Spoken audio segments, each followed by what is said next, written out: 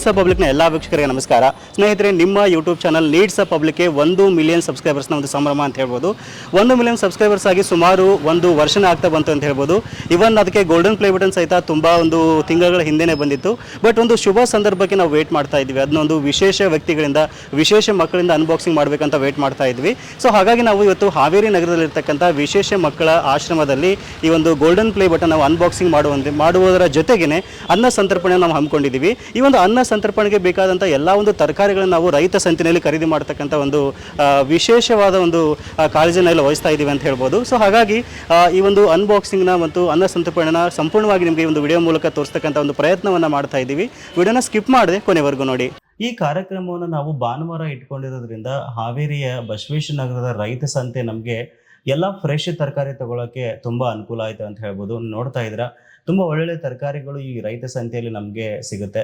ಸುತ್ತಮುತ್ತಲಿನ ಎಲ್ಲ ರೈತರು ತಮ್ಮ ಹೊಲಗಳಲ್ಲಿ, ಗದ್ದೆಗಳಲ್ಲಿ ಬೆಳೆದ ಒಂದು ತರಕಾರಿಗಳನ್ನು ತಂದು ಈ ಒಂದು ರೈತ ಸಂತೆಯಲ್ಲಿ ಸೇಲ್ ಮಾಡ್ತಾರೆ ಅಂತ ಹೇಳ್ಬೋದು.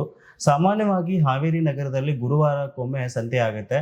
ಅದನ್ನು ಹೊರತುಪಡಿಸಿದ್ರೆ ವಿಶೇಷವಾಗಿ ಭಾನುವಾರ ದಿವಸ ಬಸವೇಶ್ವರ ನಗರದಲ್ಲಿ ಬೆಳಗ್ಗೆ 8 ಗಂಟೆಯಿಂದ ಮಧ್ಯಾಹ್ನದವರೆಗೂ ಸಂತೆಯನ್ನು ಇಟ್ಕೊಂಡಿರ್ತಾರೆ. ಸೊ ಇಲ್ಲಿ ನಮಗೆ ತುಂಬ ಫ್ರೆಶ್ ತರಕಾರಿಗಳು, ಒಂದು ಬೆಸ್ಟ್ ಒಂದು ಕ್ವಾಲಿಟಿ ಇರ್ತಕ್ಕಂಥ ತರಕಾರಿಗಳು ಇಲ್ಲಿ ಸಿಗುತ್ತೆ ಅಂತಲೇ ಹೇಳ್ಬೋದು.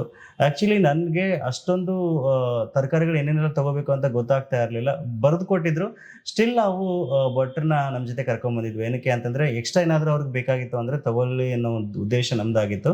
ಸೊ ಹಾಗಾಗಿ ನಮ್ಮ ಜೊತೆ ಭಟ್ರು ಸಹಿತ ಇದ್ದಾರೆ. ಸೊ ಅವ್ರಿಗೆ ಏನೇನು ಬೇಕೋ ಎಕ್ಸ್ಟ್ರಾ ಒಂದು ತರಕಾರಿಗಳನ್ನ ಸಹಿತ ಅವರು ಅಲ್ಲಿ ತೊಗೊಳ್ತಾ ಇದ್ದರು. ನೋಡ್ತಾ ಇದ್ದೀರಾ, ಒಂದಿಷ್ಟು ಮೆಣಸಿನ್ಕಾಯಿ, ಟೊಮೆಟೊ, ಮತ್ತು ಮೆನು ಜೊತೆಗೆ ನಾವು ಎಕ್ಸ್ಟ್ರಾ ಸಂತೆಗೆ ಬಂದಮೇಲೆ ಸೌತೆಕಾಯಿ ಮತ್ತು ಕ್ಯಾರೆಟ್ನ ಆ್ಯಡ್ ಮಾಡಿದ್ವಿ ನಂಚ್ಕೊಳ್ಳೋಕ್ಕೆ ಅಂತ. ಆ್ಯಕ್ಚುಲಿ ಮೆನು ಬಂದುಬಿಟ್ಟು ನಾನು ಮೆನು ಹೇಳಿದೆ ಮರೆತುಬಿಟ್ಟೆ. ಮೆನು ಬಂದುಬಿಟ್ಟು ಜೋಳದ ರೊಟ್ಟಿ ಜೊತೆಗೆ 2 ಥರನಾದ ಪಲ್ಯ. ಅದರ ಪಲ್ಯದ ಬಗ್ಗೆ ಹೇಳೋದಾದರೆ ಒಂದು ಬದನೆಕಾಯಿ ಪಲ್ಯ ಮತ್ತು ಇನ್ನೊಂದು ಹೆಸರುಕಾಳು ಪಲ್ಯ ಅಂತ ಹೇಳ್ಬೋದು. ಹೆಸರುಕಾಳು ದಾಲ್ ನಾವು ಮಾಡ್ತಾ ಇದ್ದೀವಿ. ಜೊತೆಗೆ ಶಾವಿಗೆ ಕೀರು ಮತ್ತು ಅನ್ನ ಸಾಂಬಾರನ್ನ ಕೊಡಬೇಕು ಅಂತ ನಾವು ಡಿಸೈಡ್ ಮಾಡಿದ್ವಿ. ಆ್ಯಕ್ಚುಲಿ ಹಿಂದಿನ ದಿವಸ ನಾನು ಜ್ಯೋತಿ ಬುದ್ಧಿಮಾಂದ್ಯ ಮಕ್ಕಳ ವಸತಿಯುತ ಶಾಲೆಗೆ ಭೇಟಿ ನೀಡಿ ವಿಚಾರಿಸಿದ್ವಿ. ಸೊ ನಾವು ಮಕ್ಕಳಿಗೆ ಅನ್ನ ಸಂತರ್ಪಣೆ ಮಾಡಬೇಕು ಅಂದ್ಕೊಂಡಿದ್ದೀವಿ, ಹೇಗೆ ಮಾಡೋದಾ, ಪರ್ಮಿಷನ್ ಕೊಡ್ತೀರಾ ಅಂತ. ಸೊ ಅವರು ತುಂಬ ಖುಷಿಯಿಂದ ಒಪ್ಕೊಂಡ್ರು. ಬಟ್ ನಾವು ಮಕ್ಕಳು ಹೊಟ್ಟೆ ತುಂಬ ಚೆನ್ನಾಗಿ ಊಟ ಮಾಡಬೇಕು, ಖುಷಿಯಾಗಿ ಊಟ ಮಾಡಬೇಕು ಅನ್ನೋ ಉದ್ದೇಶದಿಂದ ಮೆನುನ ಅವ್ರಿಗೆ ನಾವು ಬಿಟ್ವಿ. ಅಂದರೆ ಅವ್ರು ಏನು ಹೇಳ್ತಾರೆ ಅದು ಮಾಡಿಸಿದ್ರಾಯ್ತು ಅಂತ ನಮಗೆ ಒಂದು ಐಡಿಯಾ ಬಂತು. ಏನಕ್ಕೆ ಅಂತಂದರೆ ಅವ್ರಿಗೆ ಗೊತ್ತಿರುತ್ತೆ ಮಕ್ಕಳಲ್ಲಿ ಏನು ತಿಂತಾರೆ ಏನು ತಿನ್ನಲ್ಲ ಅಂತ. ಅದಕ್ಕೋಸ್ಕರ ಆಮೇಲೆ ಅವರು ಆ್ಯಕ್ಚುಲಿ ಪಲಾವ್ ಮತ್ತು ಮೊಸರು ಗೊಜ್ಜು ಬಿಟ್ಟು ಬೇರೆ ಏನಾದರೂ ಮಾಡಿಸಿ, ಅಂದರೆ ಮಕ್ಕಳಿಗೆ ಒಂಥರ ಚೇಂಜಸ್ ಇರುತ್ತೆ, ಹೊಟ್ಟೆ ತುಂಬ ಊಟ ಮಾಡ್ತಾರೆ ಅಂತ ಹೇಳಿದರು. ಸೊ ನಮಗೂ ಕೂಡ ಖುಷಿ ಆಯಿತು. ಅದಕ್ಕೋಸ್ಕರ ಮೆನು ನಾವು ಅವ್ರಿಗೆ ಹೇಳಿದ್ವಿ. ಸೊ ನಿಮಗೆ ಆಗುತ್ತೆ ಹೇಳಿ, ನಾವು ಅದನ್ನೇ ಮಾಡಿಸೋಣ ಅಂತ ನಾವು ಕೇಳಿದಾಗ ಜೋಳದ ರೊಟ್ಟಿ ಮತ್ತು ಪಲ್ಯ ಮಾಡೋಕ್ಕೆ ಹೇಳಿದರು. ಶಾವಿಗೆ ಕೀರ್ನು ಸಹಿತ ಅವರೇ ಡಿಸೈಡ್ ಮಾಡಿದರು. ಅನ್ನ ಸಾರು ನಾವು ಸಾಮಾನ್ಯವಾಗಿ ಅಂದ್ಕೊಂಡಿದ್ವಿ. ಸೊ ಇಷ್ಟು ಮೆನು ನಾವು ಇವತ್ತು ಮಾಡಿಸ್ತಾ ಇದ್ದೀವಿ. ಸುಮಾರು ಒಂದು 6 ರಿಂದ 7 kg ನಾವು ಇಲ್ಲಿ ಬದನೆಕಾಯಿ ತೊಗೊಂಡ್ವಿ. ಆಮೇಲೆ ಒಂದು 5 kg ಟೊಮೆಟೊ ತೊಗೊಂಡ್ವಿ, ಒಂದು 2 kg ಮೆಣಸಿನ್ಕಾಯಿ. ಹೀಗೆ ಎಲ್ಲ ಒಂದು ತರಕಾರಿಗಳನ್ನು ನಾವು ಇಲ್ಲಿ ಫ್ರೆಶ್ ಆಗಿ ತೊಗೋತಾ ಇದ್ವಿ. ಆ್ಯಕ್ಚುಲಿ ನಾನು ಸಾಮಾನ್ಯವಾಗಿ ಸಂತೆಗೆ ಹೋಗ್ತಾ ಇರ್ತೀನಿ. ಬಟ್ ಏನಂತಂದರೆ ಅವತ್ತು ಭಟ್ರು ಇರೋದ್ರಿಂದ ನನಗೆ ಒಂಥರ ರಿಲೀಫ್ ಅನ್ನಿಸ್ತಾ ಇತ್ತು. ಅಂದರೆ ಏನಾದರೂ ಮರ್ತು ಹೋಗಿಬಿಟ್ರೆ ಮತ್ತೆ ತರೋದಾಗುತ್ತೆ ಅನ್ನೋ ಒಂದು ಭಯ ನನಗೆ ಅವತ್ತು ಇರಲಿಲ್ಲ. ಯಾಕೆಂದರೆ ಅವರು ಎಕ್ಸ್ಟ್ರಾ ಏನಾದರೂ ಬೇಕಾಗಿತ್ತು ಅಂತಂದರೆ ಅಲ್ಲಲ್ಲೇ ತೊಗೋತಾ ಇದ್ರು. ಅವತ್ತು ಈ ಕರಿಬೇವು, ಸೊಪ್ಪು, ಆಲ್ಮೋಸ್ಟ್ ಎಲ್ಲ ಏನೇನು ಬೇಕೆಲ್ಲ ಎಲ್ಲ ಒಂದೊಂದು ಕಡೆ ನಮಗೆ ಸಿಗ್ತಾಯಿತ್ತು. ಅದೊಂದು ಖುಷಿ ವಿಚಾರ. ಆಮೇಲೆ ಅಲ್ಲಿ ನಮ್ಮ ಭಟ್ರ ಕನ್ವರ್ಸೇಷನ್ ತುಂಬ ಚೆನ್ನಾಗಿ ಅನ್ನಿಸ್ತಾ ಇತ್ತು ನನಗೆ. ನೋಡ್ತಾ ಇದ್ರೆ ಎಲ್ಲ ನಾವು ತೊಗೋತಾ ಇದ್ವಿ. ಇದಾದ ನಂತರ ಆಲ್ಮೋಸ್ಟ್ ಎಲ್ಲ ತೊಗೊಂಡ್ವಿ. ಈರುಳ್ಳಿ, ಬೆಳ್ಳುಳ್ಳಿ ಮತ್ತು ಹಸಿ ಶುಂಠಿ ಒಂದು ಉಳ್ಕೊಂಡಿತ್ತು. 3 ಐಟಮ್ಸ್ ಬಾಕಿ ಇತ್ತು. ಅದಕ್ಕೋಸ್ಕರ ಅಲ್ಲೆಲ್ಲ ನೋಡ್ತಾ ಇದ್ವಿ. ಬಟ್ ಕೊನೆಗೆ ಒಂದು ಕಡೆ ಸಿಕ್ತು. ಸುಮಾರು ಒಂದು 10 kg ಈರುಳ್ಳಿ, ಆಮೇಲೆ ಒಂದು ಅರ್ಧ kg ಅನ್ಕೋತೀನಿ ಬೆಳ್ಳುಳ್ಳಿ. ಇವ್ರು ಕೇಳ್ತಾ ಇದ್ದಾರೆ ನೋಡಿ, ಅಲ್ಲಿ ತುಂಬ ಒಂಥರ ಚೌಕಾಸಿ ಮಾಡ್ತಾಯಿದ್ರು. ಆಮೇಲೆ ಎಲ್ಲ ಐಟಮ್ಸ್ನ ಒಂದು ಬೆಸ್ಟ್ ಒಂದು ರೇಟ್ಗೆ ಕೇಳ್ತಾ ಇದ್ರು ಕೆಲವೊಂದಿಷ್ಟು ವ್ಯಾಪಾರಸ್ಥರ ಕಡೆ. ಹಸಿ ಶುಂಠಿ ಮತ್ತು ಇದು ಈರುಳ್ಳಿ ಮತ್ತು ಬೆಳ್ಳುಳ್ಳಿ ಒಂದೇ ಕಡೆ ನಮ್ಗೆ ಸಿಕ್ತು.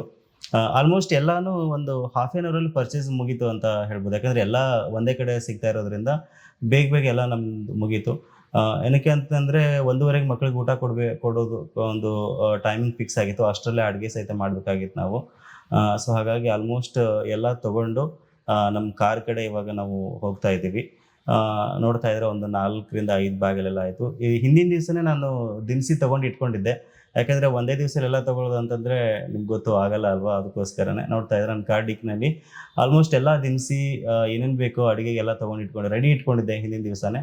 ಇವಾಗ ತರಕಾರಿನ ಎಲ್ಲನೂ ತುಂಬ್ತಾ ಇದ್ದೀವಿ. ಆ್ಯಕ್ಚುಲಿ ಈ ಆಶ್ರಮ ಬಂದುಬಿಟ್ಟು ಹಾವೇರಿ ಇಂಡಸ್ಟ್ರಿಯಲ್ ಏರಿಯಾದಲ್ಲಿದೆ, ಪಿ ಬಿ ರೋಡ್ ಅಲ್ಲಿರುವಂಥದ್ದು ಇದು. ಸೊ ನಾವು ಈಗ ಅಲ್ಲಿಗೆ ಹೋಗಿಬಿಟ್ಟು ಎಲ್ಲ ಒಂದು ತರಕಾರಿಗಳನ್ನು ಮತ್ತು ಈ ಒಂದು ದಿನಸಿ ಸಾಮಾನನ್ನು ಅಲ್ಲಿ ಇಡಬೇಕಾಗಿತ್ತು. ಆಮೇಲೆ ಭಟ್ರನ್ನು ಸಹಿತ ನಾನು ಅಲ್ಲಿ ಡ್ರಾಪ್ ಮಾಡಿ ಅವ್ರಿಗೆ ಅಡುಗೆನ ಆದಷ್ಟು ಬೇಗ ಮಾಡೋಕ್ಕೆ ನಾನು ಅನುಕೂಲ ಮಾಡಿಕೊಡ್ಬೇಕಾಗಿತ್ತು. ಹಾಗಾಗಿ ನಾನು ಇಲ್ಲಿ ಅವ್ರಿಗೆ ಕರ್ಕೊಂಡು ಬಂದೆ. ಈ ಬಸವೇಶ್ವರ ನಗರದಿಂದ ಇಲ್ಲಿಗೆ ಸುಮಾರು ಒಂದು 2.5 3 ಕಿಲೋಮೀಟ್ರ್ ದೂರ ಆಗುತ್ತೆ. ಸೊ ಅಂತ ಏನು ಜಾಸ್ತಿ ಏನು ದೂರ ಆಗಲ್ಲ. ನಾವೀಗ ಆಶ್ರಮಕ್ಕೆ ಬಂದಾಗ ಸುಮಾರು ಒಂದು 11 ಗಂಟೆ ಆಗಿತ್ತು ಅಂತ ಹೇಳ್ಬೋದು.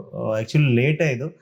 ಬಟ್ ಅಡುಗೆ ಭಟ್ರು ನಾನು ಒಂದು 2 ಅವರಲ್ಲಿ ಎಲ್ಲ ರೆಡಿ ಮಾಡಿಬಿಡ್ತೀನಿ ಅಂತ ಒಂದು ಕಾನ್ಫಿಡೆನ್ಸ್ ಹೇಳ್ತಾ ಇರೋದ್ರಿಂದ ನನಗೂ ಸ್ವಲ್ಪ ಧೈರ್ಯ ಆಯಿತು.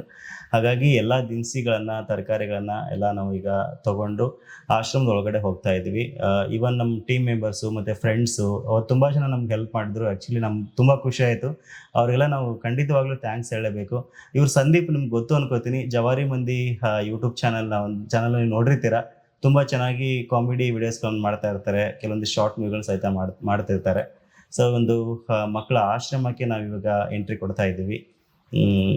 ತುಂಬ ಚೆನ್ನಾಗಿದೆ ಆಶ್ರಮ. ನೀವೇನಾದರೂ ಹಾವೇರಿ ಕಡೆ ಒಂದ್ಸರಿ ಬಂದ್ರಿ ಅಂತಂದರೆ ವಿಸಿಟ್ ಮಾಡಿ, ತುಂಬ ಖುಷಿ ಆಗುತ್ತೆ. ತುಂಬ NGOಗಳು ಈ ಒಂದು ವಸತಿ ಶಾಲೆಗೆ ಒಂದು ಆಶ್ರಮಕ್ಕೆ ತುಂಬ ಹೆಲ್ಪ್ ಮಾಡಿದ್ದಾರೆ ಅಂತ ಹೇಳ್ಬೋದು.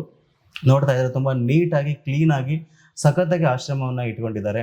ಇವನ್ ಸಿಬ್ಬಂದಿ ವರ್ಗದವರು ಸಹಿತ ತುಂಬ ಕೂಲಾಗಿ ಮತ್ತು ಕಾಮಾಗಿ ಇಲ್ಲಿ ಕೆಲಸ ಮಾಡ್ತಾರೆ, ಕ್ಲೀನಾಗಿ ಇಟ್ಕೊಂಡಿರ್ತಾರೆ. ಮಕ್ಕಳನ್ನ ಸಹಿತ ತುಂಬ ಚೆನ್ನಾಗಿ ನೋಡ್ಕೋತಾರೆ ಅಂತಲೇ ಹೇಳ್ಬೋದು. ಆಮೇಲೆ ನೋಡ್ತಾ ಇದ್ದೀರಾ ಎಷ್ಟು ನೀಟಾಗಿ ಇಟ್ಕೊಂಡಿದ್ದಾರೆ ಅಂತ. ಆಲ್ರೆಡಿ ಟೈಮ್ ಆಗಿತ್ತಲ್ವ, ಹಾಗಾಗಿ ಹೋದ ತಕ್ಷಣ ನಾವು ಅಡುಗೆ ಮಾಡೋಕ್ಕೆ ಸ್ಟಾರ್ಟ್ ಮಾಡ್ಕೊಂಡ್ಬಿಟ್ವಿ. ದುರ್ಗೇಶನ ಆಲ್ರೆಡಿ ತೆಂಗಿನಕಾಯಿನ ಹೊಡಿತಾ ಇದ್ದಾರೆ. ಸೊ ಈ ಮಕ್ಕಳ ಆಶ್ರಮದ ಇವರು ಇನ್ಚಾರ್ಜ್ ಅಂತ ಹೇಳ್ಬೋದು. ತುಂಬ ಸಹಕಾರವನ್ನು ಕೊಡ್ತಾ ಇದ್ರು ಅವತ್ತು. ಹೋದ ತಕ್ಷಣ ಭಟ್ರು ಎಲ್ಲ ಮಸಾಲೆ ಪದಾರ್ಥಗಳು ರೆಡಿ ಮಾಡ್ಕೊಳ್ಳೋಕ್ಕೆ ಹೆಚ್ಕೊಳ್ಳೋಕ್ಕೆ ಕೂತ್ಕೊಂಡ್ಬಿಟ್ರು. ಖುಷಿ ಆಯಿತು, ಯಾಕಂದರೆ ಎಲ್ರಿಗೂ ಒಂಥರ ಅವತ್ತು ಹುಮ್ಮಸ್ಸಿತ್ತು. ತುಂಬ ಖುಷಿಯಾಗಿ ಎಲ್ಲರೂ ಕೆಲಸ ಮಾಡ್ತಾ ಇದ್ವಿ. ನಾನು ಕೂಡ ಅವ್ರಿಗೆ ಒಂದಿಷ್ಟು ಹೆಲ್ಪ್ ಮಾಡಿದೆ. ಆ್ಯಕ್ಚುಲಿ ಮನೇಲಿ ರಮ್ಯಾ ಮತ್ತು ಪಾಪು ನನಗೋಸ್ಕರ ವೆಯ್ಟ್ ಮಾಡ್ತಾಯಿದ್ರು, ಯಾಕಂದರೆ ಅವರು ಕೂಡ ಕಾರ್ಯಕ್ರಮಕ್ಕೆ ಬರಬೇಕಾಗಿತ್ತು. ಟೀಮ್ ಮೆಂಬರ್ಸ್ ಜೊತೆ ಎಲ್ಲ ವೆಯ್ಟ್ ಮಾಡ್ತಾಯಿದ್ರು. ಹಾಗಾಗಿ ನಾನು ಸಂದೀಪ್ ಅವ್ರನ್ನ ಮತ್ತು ನಮ್ಮ ಭಟ್ರನ್ನ ಮತ್ತು ಉಳಿದ ಫ್ರೆಂಡ್ಸ್ನ ಸೊ ಇಲ್ಲಿ ಅಡುಗೆ ಮಾಡೋಕ್ಕೆ ಅವ್ರಿಗೆ ನಾನು ಅನುಕೂಲ ಮಾಡಿಕೊಟ್ಟು ಸೊ ನಾನೀಗ ಮನೆಗೆ ಹೋಗಬೇಕಾಗಿತ್ತು.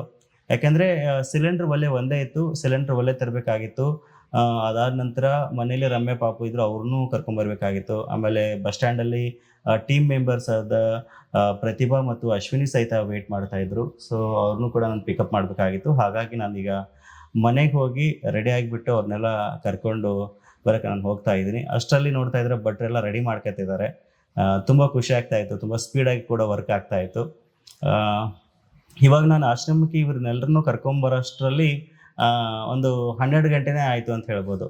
ನೋಡ್ತಾ ಇದ್ರೆ ನಮ್ಮ ಪಾಪು ನೋಡ್ತಾ ಇದ್ದಾಳೆ, ಎಲ್ಗೋ ಬಂದ್ವಿ ನಾವು ಅಂತ. ಆ್ಯಕ್ಚುಲಿ ಇವತ್ತು ನಮ್ಗಿಂತ ನಮ್ಮ ಪಾಪು ಸಖತ್ತಾಗಿ ಎಂಜಾಯ್ ಮಾಡ್ತಾಳೆ ಅಂತಲೇ ಹೇಳ್ಬೋದು. ಅವಳು ಎಲ್ಲಾದರೂ ಬಂದ್ಲು ಅಂತಂದರೆ ಈ ಥರ ಸಖತ್ತಾಗಿ ಫ್ರೆಂಡ್ಸ್ ಜೊತೆ ಎಲ್ಲ ಸೇರಿಕೊಂಡು ಎಂಜಾಯ್ ಮಾಡ್ತಾ ಇರ್ತಾಳೆ. ನಮ್ಮ ಪಾಪು ಮತ್ತು ನಮ್ಮ ಮಿಸಸ್ ರಮ್ಯಾ ಜೊತೆಗೆ ನಮ್ಮ ಟೀಮ್ ಮೆಂಬರ್ಸು ಪ್ರತಿಭಾ ಮತ್ತು ಅಶ್ವಿನಿ ಎಲ್ಲರೂ ಬಂದ್ವಿ. ತುಂಬ ಲೇಟ್ ಆಗ್ತಾಯಿತ್ತು ಅಂತ ನನಗೆ ಒಂಥರ ತುಂಬ ಅವಸರ ಮಾಡ್ತಾ ಇದ್ದೆ ನಾನು. ಯಾಕೆಂದರೆ ಆನ್ ಟೈಮ್ ಮಕ್ಕಳಿಗೆ ಊಟ ಕೊಡೋದು ನಮ್ಮ ಒಂದು ಉದ್ದೇಶ ಆಗಿತ್ತು ಅವತ್ತು. 12 ಗಂಟೆ ಆದರೂ ಸಹಿತ ಎಲ್ಲರೂ ಒಟ್ಟಿಗೆ ಸೇರಿಕೊಂಡು ಭಟ್ರಿಗೂ ಸಹಿತ ನಾವು ಹೆಲ್ಪ್ ಮಾಡ್ತಾ ಇದ್ವಿ. ಬಂದ ತಕ್ಷಣ ಎಲ್ಲ ತರಕಾರಿಗಳನ್ನ ಕಟ್ ಮಾಡೋದಾಗಿರ್ಬೋದು, ಆಮೇಲೆ ಎಲ್ಲ ಏನೇನು ಬೇಕೋ ಅವ್ರಿಗೆಲ್ಲ ನಾವು ಹೆಲ್ಪ್ ಮಾಡ್ತಾ ಇದ್ವಿ. ಹಾಗಾಗಿ ಒಂದು 2-2.5 ಗಂಟೆಗಳಲ್ಲಿ ಊಟ ಆಲ್ಮೋಸ್ಟ್ ರೆಡಿ ಆಗುತ್ತೆ ಅಂತ ಒಂದು ಕಾನ್ಫಿಡೆನ್ಸ್ ಇತ್ತು. ಸೊ ಆಲ್ಮೋಸ್ಟ್ ನಾವು ಇವ್ರನ್ನೆಲ್ಲರನ್ನೂ ಪಿಕಪ್ ಮಾಡ್ಕೊಂಡು ಬರೋಷ್ಟರಲ್ಲಿ ಅರ್ಧಕ್ಕರ್ಧ ಒಳಗಡೆ ಒಂದು ಕಿಚನ್ ರೆಡಿ ಮಾಡ್ಕೊಂಡ್ಬಿಟ್ಟಿದ್ರು ಭಟ್ರು.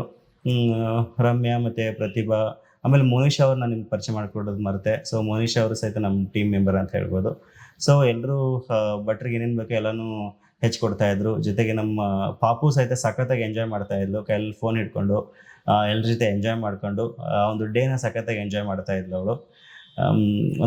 ಅವಳಿಗೊಂಥರ ಖುಷಿ ಇತ್ತು ಅವತ್ತು. ನೋಡ್ತಾ ಇದ್ರೆ ಅಡುಗೆ ಮನೆಯಲ್ಲಿ ಭಟ್ರು ಎಲ್ಲ ರೆಡಿ ಮಾಡ್ಕೊಳ್ತಿದ್ದಾರೆ. ಮಕ್ಕಳು ಸಹಿತ ಅವಾಗ ಬಂದು ನೋಡ್ಕೊಂಡು ಹೋಗ್ತಾಯಿದ್ರು, ಏನೋ ಸ್ಪೆಷಲ್ ಮಾಡ್ತಾ ಇದ್ದಾರೆ ಇವತ್ತು ಅಂತ. ಖುಷಿ ಆಗ್ತಾ ಇತ್ತು ನನಗೆ ಅವ್ರನ್ನೆಲ್ಲ ನೋಡಿ. ಒಂದು ಕಡೆ ಕಟ್ಟಿಗೆ ಒಲೆಯಲ್ಲಿ ರೈಸ್ ಇಟ್ಟಿದ್ದಾರೆ ಬೇಗ ಆಗಲಿ ಅಂತ, ಮತ್ತೊಂದು ಕಡೆ ಮಸಾಲೆ ಪದಾರ್ಥ ಗ್ರೈಂಡ್ ಮಾಡ್ತಾ ಇದ್ದಾರೆ. ಒಂದು ಒಲೆಯಲ್ಲಿ ಗ್ಯಾಸ್ ಒಲೆಯಲ್ಲಿ ಸಾಂಬಾರಿಗೆ ಅಂತ ರೆಡಿ ಮಾಡ್ಕೋತಾ ಇದ್ರು. ಆಮೇಲೆ ಆ್ಯಕ್ಚುಲಿ ಇನ್ನೊಂದು ಒಲೆ ಬೇಕಾಗಿತ್ತು. ಸೊ ಒಲೆ ತರೋಕ್ಕೆ ಅಂತ ನಾನು ಮತ್ತೆ ಎಲ್ರೂ ಡ್ರಾಪ್ ಮಾಡಿಬಿಟ್ಟು ಮನೆಗೆ ಹೊರಗಡೆ ಹೋಗಿದ್ದೆ. ಸೊ ಆ ಟೈಮಲ್ಲಿ ದುತು ಬಂದುಬಿಟ್ಟು ಗೇಟಲ್ಲಿ ಕಾಯ್ತಾ ಇದ್ಲು, ಪಪ್ಪ ಎಲ್ಲೇ ಹೋಗಿದೆ, ಪಪ್ಪ ಇನ್ನೂ ಬರಲಿಲ್ವಾ ಅಂತ, ಪಪ್ಪ ಪಪ್ಪ ಅಂತ ಫುಲ್ ಕೂಗಾಡ್ತಾ ಇದ್ಲು. ಸಖತ್ತಾಗಿ ಎಂಜಾಯ್ ಮಾಡ್ತಾ ಇದ್ಲು ಅವಳು. ನೋಡ್ತಾ ಇದ್ದೀರಾ, ಒಂಥರ ಅಲ್ಲಿ ಎಲ್ಲರೂ ಮಕ್ಕಳ ಜೊತೆ ಮಿಂಗಲ್ ಆಗಿಬಿಟ್ಟು, ಆಮೇಲೆ ನಮ್ಮ ಟೀಮ್ ಮೆಂಬರ್ಸ್ಗೆ ಫುಲ್ ಕ್ವಾಟ್ಲೆ ಎಲ್ಲ ಕೊಟ್ಕೊಂಡು ಸಖತ್ತಾಗಿ ಎಂಜಾಯ್ ಮಾಡ್ತಾ ಇದ್ಲು. ಆಲ್ಮೋಸ್ಟ್ 12:30 12:45 ಅಷ್ಟೊತ್ತಿಗೆ ಒಂದು 3/4% ಅಡುಗೆ ಕೆಲಸ ಎಲ್ಲ ಮುಗ್ದೋಗ್ಬಿಟ್ಟಿತ್ತು ಅಂತ ಹೇಳ್ಬೋದು. ಸಾಂಬಾರೊಂದು ಉಳ್ಕೊಂಡಿತ್ತು. ನೋಡ್ತಾ ಇದ್ದರೆ ಸಾಂಬಾರು ತುಂಬ ಚೆನ್ನಾಗಿ ಟೇಸ್ಟ್ ಬರಲಿ ಅಂತ ಹೇಳ್ಬಿಟ್ಟು ಭಟ್ರು ಕಟ್ಟಿಗೆ ಒಲೆಯಲ್ಲಿ ಸಾಂಬಾರನ್ನ ರೆಡಿ ಮಾಡ್ತಾಯಿದ್ರು. ಸೊ ಇದು ನನಗೆ ತುಂಬ ಇಂಟ್ರೆಸ್ಟಿಂಗ್ ಆಗಿ ಅನ್ನಿಸ್ತು. ಸೊ ಸಾಂಬಾರು ಸಹಿತ ಸಖತ್ತಾಗಿ ಆಗ್ತಾಯಿತ್ತು. ಜೊತೆಗೆ ಪಲ್ಯ ನೋಡ್ತಾ ಇದ್ದೆ ರೆಡಿಯಾಗಿದೆ. ಬದನೆಕಾಯಿ ಪಲ್ಯ ತುಂಬ ಸಖತ್ತಾಗಿ ಕಾಣ್ತಾ ಇದೆ ನೋಡೋಕ್ಕೆ. ಆಮೇಲೆ ಕೀರು ಸಹಿತ ರೆಡಿ ಮಾಡಿದ್ದಾರೆ. ಇನ್ನೊಂದು ಕಾಳಿನ ಪಲ್ಯನೂ ಆಲ್ಮೋಸ್ಟ್ ರೆಡಿಯಾಗಿತ್ತು. ಸೊ ಸಾಂಬಾರೊಂದು ಬಾಕಿ ಇತ್ತು. ಹಾಗಾಗಿ ಸಾಂಬಾರಿಗೆ ಎಲ್ಲ ಪ್ರಿಪೇರ್ ಮಾಡ್ಕೋತಾ ಇದ್ರು. ಸೊ ಗ್ರೈಂಡ್ ಮಾಡೋಕ್ಕೆ ಟೊಮೆಟೊನ ಮತ್ತು ಈರುಳ್ಳಿನೆಲ್ಲ ರೆಡಿ ಮಾಡ್ಕೋತಾ ಇದ್ರು. ಸೊ ಆಲ್ಮೋಸ್ಟ್ 1 ಗಂಟೆ ಮ್ಯಾಕ್ಸಿಮಮ್ ಅಂದರೆ 1:30 ಅಷ್ಟೊತ್ತಿಗೆ ಅಡುಗೆ ರೆಡಿ ಆಗೋ ಥರ ಪ್ರಿಪ್ರೇಷನ್ ಮಾಡ್ತಾಯಿದ್ರು. ನೋಡ್ತಾಯಿದ್ರು, ನಾನು ಇನ್ನೊಂದು ಒಲೆ ಸಹಿತ ತಂದುಕೊಟ್ಟೆ, ಡಿಲೇ ಆಗುತ್ತೆ ಅಂತ ಹೇಳ್ತಿರೋದಕ್ಕೆ. ಹಾಗಾಗಿ ಇನ್ನೊಂದು ಒಲೆಯಿಂದ ಮತ್ತು ಸ್ಪೀಡಾಗಿ ವರ್ಕ್ ಆಗೋಕ್ಕೆ ಸ್ಟಾರ್ಟ್ ಆಯಿತು ಅಂತ ಹೇಳ್ಬೋದು. ನಾವು ಸುಮಾರು 1 ಗಂಟೆ 1:15 ಅಷ್ಟೊತ್ತಿಗೆ ಕೇಕ್ ಕಟ್ಟಿಂಗು ಮತ್ತು ಜೊತೆಗೆ ಅನ್ಬಾಕ್ಸಿಂಗ್ ಮಾಡ್ಕೊಳ್ಳೋಷ್ಟರಲ್ಲಿ ಊಟ ರೆಡಿ ಆಗುತ್ತೆ ಅಂತ ಭಟ್ರು ಹೇಳಿರೋ ಕಾರಣಕ್ಕೋಸ್ಕರ ನಮಗೆ ಅಲ್ಲಿ ಟೈಮ್ ಬೇಗ ಬೇಗ ಹೋಗ್ತಾ ಇದ್ರು ಸಹಿತ ಆನ್ ಟೈಮ್ಗೆ ಅಡುಗೆ ಆಗ್ತಾಯಿತ್ತು.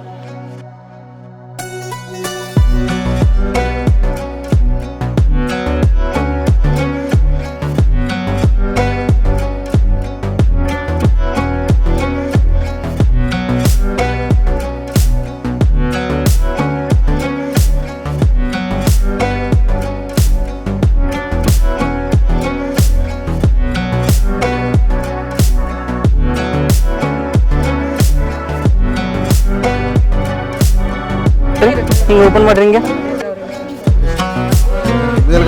ಹಿಂಗೆ ಎತ್ತಬೇಕೀಗ, ಮೇಲೆ ಎತ್ತಬೇಕು.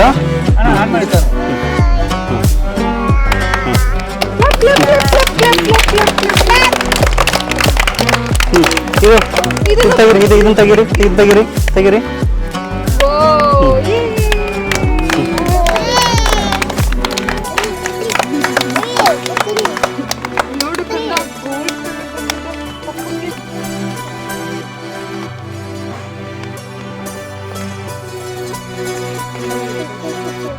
ಹಿಡ್ಕೋರಿ ಹಿಡ್ಕೋರಿ, ಹಿಂಗೆ ಹಿಂಗೆ ಹಿಡ್ಕೋರಿ.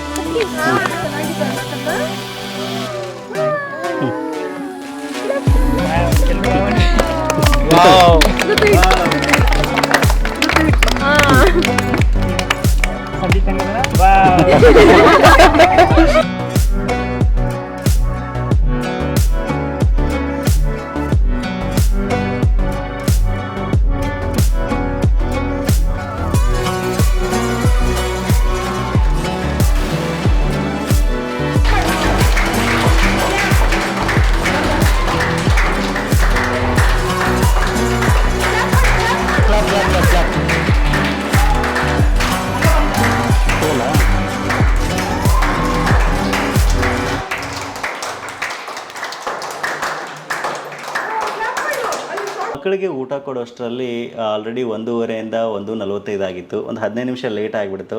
ಈ ಕೇಕ್ ಕಟ್ಟಿಂಗ್ನಲ್ಲಿ ಮತ್ತು ಅನ್ಬಾಕ್ಸಿಂಗ್ನಲ್ಲಿ ನಮ್ಗೆ ಟೈಮ್ ಹೋಗಿದ್ದೇ ಗೊತ್ತಾಗಲಿಲ್ಲ. ಯಾಕಂದರೆ ಮಕ್ಕಳು ತುಂಬ ಚೆನ್ನಾಗಿ ಇನ್ವಾಲ್ವ್ ಆಗಿ ನಮ್ಮ ಜೊತೆ ಎಂಜಾಯ್ ಮಾಡ್ತಾಯಿದ್ರು. ಅವ್ರನ್ನೆಲ್ಲ ನೋಡಿ ಖುಷಿ ಆಗ್ತಾಯಿತ್ತು ನಮಗೆ.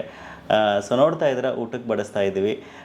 ತುಂಬ ಶಾಂತ ರೀತಿಯಿಂದ ಮಕ್ಕಳು ಎಲ್ಲನೂ ಬಡಿಸ್ಕೋತಾ ಇದ್ರು. ನೋಡ್ತಾ ಇದ್ರೆ ಕಂಪ್ಲೀಟಾಗಿ ನಮ್ಮ ಉತ್ತರ ಕರ್ನಾಟಕ ಶೈಲಿನಲ್ಲಿ ನಾವು ಅಡುಗೆ ಮಾಡಿಸಿದ್ವಿ. 2 ಬಿಸಿ ಬಿಸಿ ಜೋಳದ ರೊಟ್ಟಿ ಜೊತೆ ತಿನ್ನೋಕ್ಕೆ ಅಂತ ಕ್ಯಾರೆಟ್ ಮತ್ತು ಸೌತೆಕಾಯಿ ಕೊಡ್ತಾಯಿದ್ವಿ. ಬಿಸಿ ರೊಟ್ಟೆಗೆ ಕಂಪ್ಲೀಟಾಗಿ ಮ್ಯಾಚ್ ಆಗೋ ಥರ ಬದನೆಕಾಯಿ ಪಲ್ಯ, ಆಮೇಲೆ ಹೆಸರು ಕಾಳಿನ ದಾಲ್ ಕೊಡ್ತಾಯಿದ್ವಿ. ಮಕ್ಕಳು ಸಹಿತ ತುಂಬ ಖುಷಿಯಾಗಿ ಹಾಕ್ಸ್ಕೊಂಡು ಎಲ್ಲ ತಿಂತಾಯಿದ್ರು. ಒಂಥರ ಖುಷಿ ಆಗ್ತಾಯಿತ್ತು ನಮಗೆ. ಯಾಕೆಂದರೆ ಮಕ್ಕಳಿಗೆ ಏನೋ ಒಂಥರ ಚೇಂಜಸ್ ಆಗ್ತಾಯಿತ್ತು. ಆಮೇಲೆ ಎಲ್ಲರೂ ಖುಷಿಯಾಗಿದ್ದರು ಅವತ್ತು. ನಮ್ಮ ಉತ್ತರ ಕರ್ನಾಟಕದಲ್ಲಿ ಹೇಗೆ ಅಂತಂದರೆ, ನಾವು ಮೊದಲು ರೊಟ್ಟಿ ತಿಂತೀವಿ, ರೊಟ್ಟಿ ಆದಮೇಲೆ ಪಾಯಸ ಆದಮೇಲೆ ಅನ್ನ ಸಾಂಬಾರು. ಸೊ ಅದೇ ಪ್ರಕಾರವಾಗಿ ನಾವು ಅವರಿಗೆಲ್ಲ ಕೊಡ್ತಾಯಿದ್ವಿ. ನೋಡ್ತಾ ಇದ್ರೆ ತುಂಬ ಚೆನ್ನಾಗಿ ಮಕ್ಕಳು ಎಂಜಾಯ್ ಮಾಡಿಕೊಂಡು ಊಟ ಮಾಡ್ತಾಯಿದ್ರು. ಸೊ ಇವತ್ತು ಈ ಕಾರ್ಯಕ್ರಮ ನಡೀತಾ ಇದೆ ಅಂತಂದರೆ ಸೊ ನಿಮ್ಮ ಎಲ್ಲರ ಒಂದು ಆಶೀರ್ವಾದ ಅಂತ ಹೇಳ್ಬೋದು, ನಮ್ಮ ಚಾನಲ್ನ ವೀಕ್ಷಕರ ಆಶೀರ್ವಾದ, ನಿಮ್ಮ ಪ್ರೀತಿ ಬೆಂಬಲ ಇದಕ್ಕೆಲ್ಲ ಕಾರಣ ಅಂತ ಹೇಳ್ಬೋದು. ಜೀರೋದಿಂದ ಸ್ಟಾರ್ಟ್ ಆಗಿ ಇವತ್ತು needs a public YouTube channel 1 million cross ಆಗಿಬಿಟ್ಟು ಒಂದು ಗೋಲ್ಡನ್ ಪ್ಲೇ ಬಟನ್ ತೊಗೊಂಡಿದೆ ಅಂತಂದರೆ ಸೊ ಇದಕ್ಕೆಲ್ಲ ನಿಮ್ಮೆಲ್ಲರ ಆಶೀರ್ವಾದನೇ ಕಾರಣ ಅಂತ ಹೇಳ್ಬೋದು. ಇನ್ನಷ್ಟು ದೇವರು ನಮಗೆ ಇದೇ ರೀತಿಯ ಒಂದು ಶಕ್ತಿಯನ್ನು ಕೊಡಲಿ. ಎಲ್ಲ ಒಂದು ಮಕ್ಕಳಿಗೆ, ಆಮೇಲೆ ವಯಸ್ಸಾದವರಿಗೆ, ಅನಾಥಾಶ್ರಮಗಳಿಗೆ ನಮ್ಮಿಂದ ಒಂದು ಅನ್ನ ಸಂತರ್ಪಣೆ ಮಾಡ್ತಕ್ಕಂಥ ಮತ್ತು ಒಂದಿಷ್ಟು ಸಹಾಯ ಮಾಡ್ತಕ್ಕಂಥ ಶಕ್ತಿಯನ್ನು ದೇವರು ಮತ್ತು ನೀವು ನಿಮ್ಮ ಒಂದು ಆಶೀರ್ವಾದ ನಮ್ಮ ಮೇಲೆ ಇರಲಿ ಅಂತ ನಾನು ನಿಮ್ಮಲ್ಲಿ ಕೇಳ್ಕೊತೀನಿ.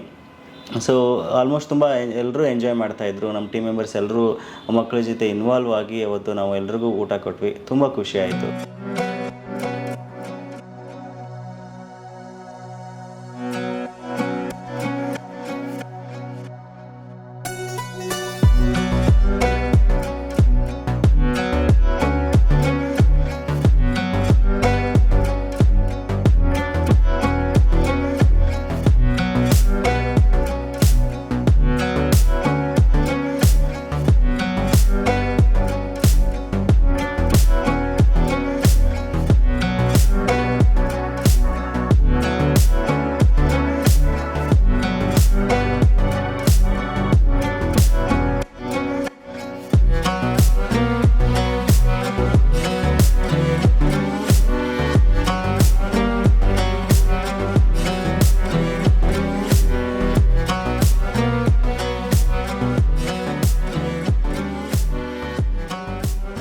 ಎಲ್ಲ ಮಕ್ಕಳ ಊಟ ಆದ ನಂತರ ನಾವು ಸಹಿತ ಆಶ್ರಮದಲ್ಲೇ ಊಟ ಮಾಡಿ ಸಂಜೆ ಒಂದು 4 ಗಂಟೆ 4:15ವರೆಗೂ ಅಲ್ಲೇ ನಾವು ಮಕ್ಕಳ ಜೊತೆ ಟೈಮ್ನ ಸ್ಪೆಂಡ್ ಮಾಡಿ ಮನೆಗೆ ಹೊರಟ್ವಿ. ಸೊ ತುಂಬ ಖುಷಿ ಆಯಿತು. ವಿಡಿಯೋ ನಿಮಗೂ ಸಹಿತ ಇಷ್ಟ ಆಯಿತು ಅಂದ್ಕೋತೀನಿ. ವಿಡಿಯೋ ಇಷ್ಟ ಆಗಿದ್ದರೆ ಒಂದು ಲೈಕ್ ಮಾಡೋದನ್ನು ಮರಿಬೇಡಿ ಮತ್ತು ನಿಮ್ಮ ಎಲ್ಲ ಸ್ನೇಹಿತರಿಗೂ ಈ ವಿಡಿಯೋನ ಶೇರ್ ಮಾಡಿ. ನೀಡ್ಸ್ ಅ ಪಬ್ಲಿಕ್ ಚಾನಲ್ ಮೇಲೆ ನಿಮ್ಮೆಲ್ಲರ ಆಶೀರ್ವಾದ, ಪ್ರೀತಿ, ಬೆಂಬಲ ಸದಾ ಹೀಗೆ ಇರಲಿ ಅಂತ ಈ ವಿಡಿಯೋನ ಮುಗಿಸ್ತಾ ಇದ್ದೀನಿ. Thank you for watching. Take care.